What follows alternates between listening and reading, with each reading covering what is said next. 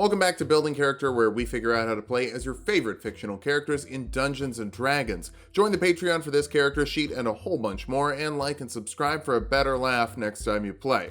Maybe. Today we're building Yuna, one of the tiny flying gullwing pixies from Kingdom Hearts 2. Little known fact, Yuna actually has small cameos in Final Fantasy X and Final Fantasy X-2. If you look very carefully, you can see she's in frame about 30% of the time in each game. Fun little Easter egg for you.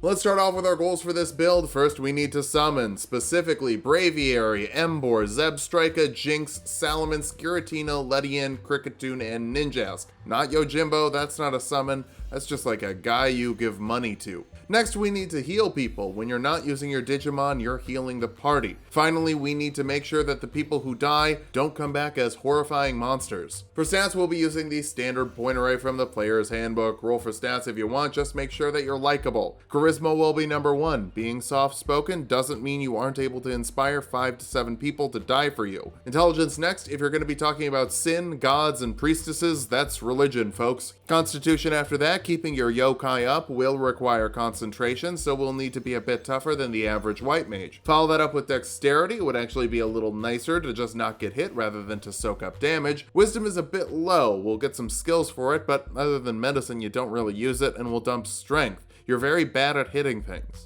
Yuna is a human. She's half Albed, but that's still human. Waka just has issues. Take the Resilient feat for Constitution, bringing it up by 1 and giving you proficiency with the saving throw, helping you keep your stands up a little bit longer, or at least keep them a little bit better behaved. Bump your Constitution and Intelligence with your 2 free points. Take Religion for your skill of choice, and the Noble background for History and Persuasion, your Lord Braska's daughter, and holy heck, nobody is letting you forget that. We'll kick things off as a bard and stay here for a good long while because you summon dragons, demons, unicorns, goddesses, and elementals. Most casting classes only get to pick 1 or 2 conjurations, but bards can get all of them. And you cast your spells by dancing, and you're a pop star in 10-2, but we're not doing 10-2 because that's a lot. You get 3 skills from the Bard list, which you can find on your character sheet under the section marked Skills. Just grab any 3 you like. Performance, Arcana, and Medicine would be my picks because they're the thing Yuna shows proficiency with in the game. You get Bardic Inspiration to cheer, letting you give your allies inspiration die, a number of d6s equal to your Charisma modifier per long rest. Your Guardians are here for you. I guess Arin is technically here for Jekt.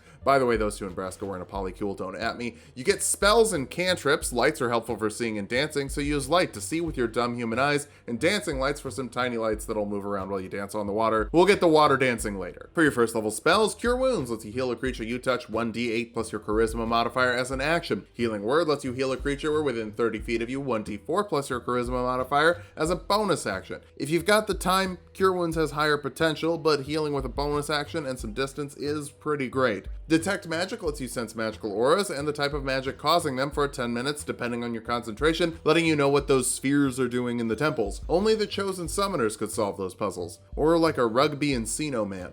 Heroism makes a creature immune to frightening and gives them temporary HP equal to your Charisma modifier at the start of their turns. Remember, they don't stack, they just refresh. Think of it less as HP and more as a shell or protect barrier that just reduces damage. Second level bards get a Song of Rest, letting your party heal an extra d6 on short rests while you wait for the storms to pass in the Thunder Plains. It's called the Thunder Plains. I don't know that the storm is gonna go away anytime soon. You also get Jack of All Trades, letting you add half your proficiency bonus to skills you're not proficient with, which could be useful if in the sequel you can do virtually any job, but again, we're not doing 10-2. For this level spell, Sleep puts 5d8 worth of HP to sleep, starting with the lowest HP creature and moving up. Technically, this isn't on her section of the sphere grid, but it feels like it should be.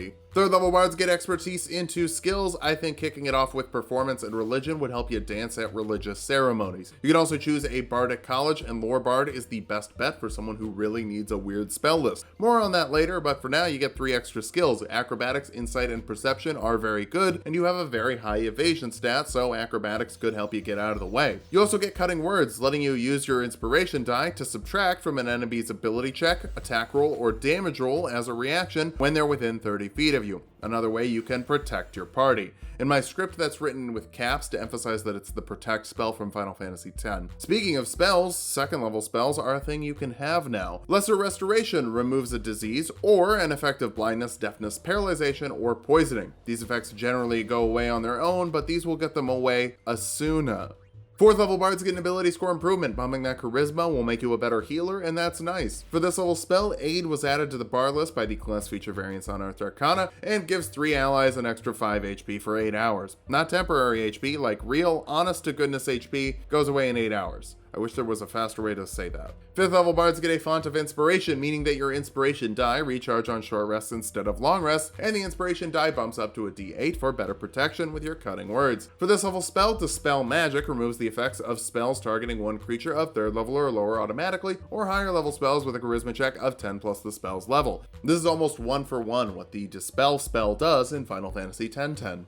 6th level bards get Counter Charm, letting you give your allies advantage on saves against being charmed or frightened, but it uses a whole action, so it's not great. Unless, you don't have anything else to do. You also get additional magical secrets, that's a little bit better, giving lore bards 2 more spells from any spell list. Later, we'll use this to get some familiars, but for now, Gentle Repose is a 2nd level spell that lets you prevent a corpse from turning into an undead for 10 days, sending their soul to the far plane for no fiendy shenanigans. Water Walk lets up to 10 creatures walk around on liquids, letting you dance on a lake or even lava. That's pretty cool, though actual water is the canon move. 7th level bards can learn 4th level spells. Locate Creature lets you know where a creature is within 1,000 feet of you, or a type of creature, and if it's moving, what direction it's moving in. If you want to summon the daemons, first you need to find the daemons. 8th level bards get another ability score improvement. Capping off your charisma will get your healing as high as it can possibly go, just in time for the spell Mass Healing Word, which heals up to 6 creatures, 1d4 plus your charisma modifier as a bonus action. Even if the whole party is at 0 HP and rolling death saves, this will bring them all up at the same time. It's very good. 9th level bards can learn 5th level spells. Greater Restoration removes an effect of exhaustion, charming, petrification, a curse,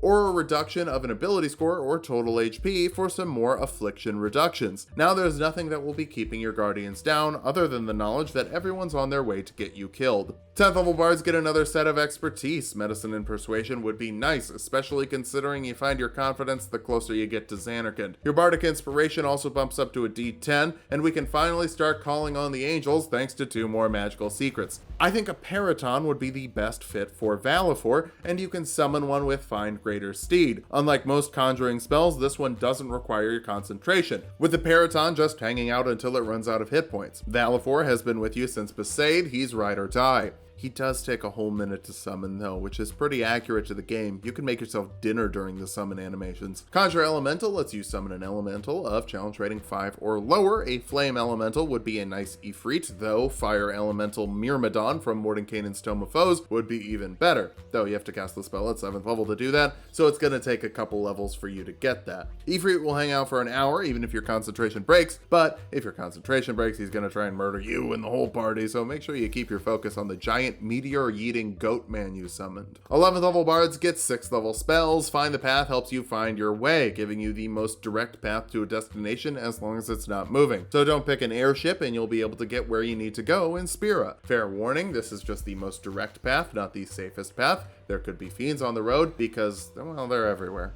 12th level bards get another ability score improvement, and remember when I said Ifrit will try and murder you and your friends if you drop concentration? Invest in Constitution so he doesn't. 13th level bards learn 7th level spells. Resurrection raises a humanoid that's been dead less than 100 years, bringing it back to life with some resurrection sickness, meaning a -4 penalty to their ability checks, saving throws, and attack rolls, with the penalty reducing by 1 every long rest. It's such a pain when you raise someone and they die instantly, but it happens. Also, if they've been dead for more than a year, you can't cast spells for the rest of the day and have disadvantage on attack rolls, ability checks, and saving throws, so maybe just save it for a party member that recently died. 14th level bards get some more magical secrets. Conjure Fae summons a Fae of challenge rating 6 or lower, and you can raise that by 1 for every level above 6th. A Burr Hag is an ice witch that totally looks like Shiva. Don't look up a picture of it, just trust me. Similar to Conjure Elemental, Shiva's gonna hang out for an hour, and if you stop giving her your full attention, she's gonna try and murder you and your entire party. It's okay to look, just do it respectfully.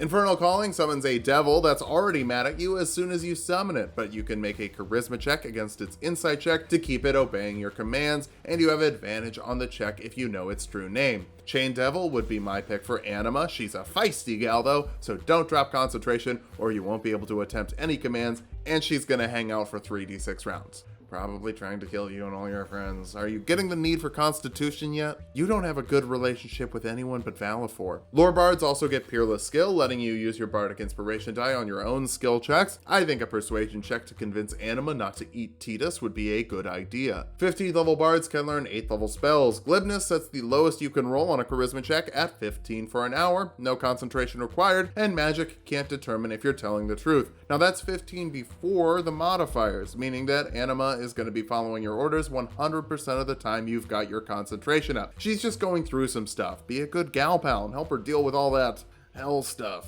and, the evil sun thing. Your Bardic Inspiration die bumps up to a D12 here. 16th level bards get another ability score improvement. More constitution means less opportunities for all of your conjurations to murder you. You're summoning them because they're so good at murder, you definitely don't want to be on the receiving end of that. 17th level bards can learn 9th level spells, and there isn't a spell to summon a giant black dragon for Bahamut. But True Polymorph will let you turn yourself into an adult black dragon for up to an hour depending on your concentration. You get all the creature's stats, so you'll actually be using the dragon's constitution for your concentration, and if you run out of dragon HP, just go back to the number of HP you had before you cast the spell. You could also use this on another creature. If it doesn't want to transform, it can make a wisdom saving throw, and the creature has to be of challenge rating equal to or higher than the thing you're turning it into. Technically, you can turn someone else into the faith, but I'd recommend finding a different strategy. 18th level bards get our last set of magical secrets. Casting Conjure Celestial with your 9th level spell slot will let you summon a Celestial of challenge rating 5 or lower, like a unicorn, for some Ixion action.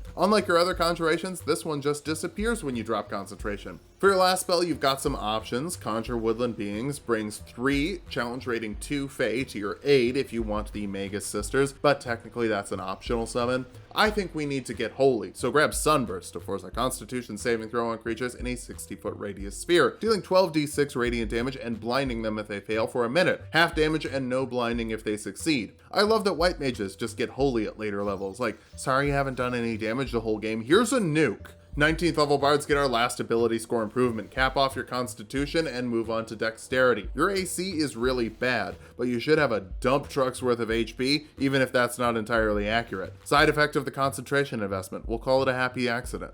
Our capstone will be the 20th level of Bard for superior inspiration, giving you 1 bardic inspiration die when you roll initiative if you don't have any left, so make sure that you're using them. The Bard capstone isn't great to be honest, but at least you get another 7th level spell slot. That's probably the best part of Bard level 20. But now that we've hit level 20, let's figure out how viable this build is. First, a capped off charisma modifier plus glibness plus expertise means the lowest you can roll on persuasion checks for an hour is 27, which should help you make everyone like you. You're also a great healer and can bring people back from the dead, which is actually very useful when you're fighting god space whales. Finally, you have friends. Conjuring as a bard means not only can you have a ton of options, but you can give them inspiration die as well. For weaknesses, summoning generally takes a minute, which is 10 rounds, so it's probably best to do it before the fight starts. But since you don't know what you're gonna need when the fight starts, you might have to beef a high level slot summoning the thing you need. You're also very easy to hit with 13 AC if your DM is generous enough to call your ceremonial robes studded leather. Finally, concentration means that you can't have multiple monsters up at once. Well, you can, they're just all gonna hate you and try and murder you. But one at a time is sort of your thing. Bring the Aeons to life and keep them alive with a plethora of healing spells while they fight all the sin in the world. Just make sure that you've got some other guardians to back you up while you summon. Otherwise, you could fall victim to the tides of fate. Thanks for watching. If you liked the video, subscribe for more. We're making a new video every day this month. Join the Patreon for this sheet and a whole bunch more, and sub to Tulok and Mango for more Tulok fun.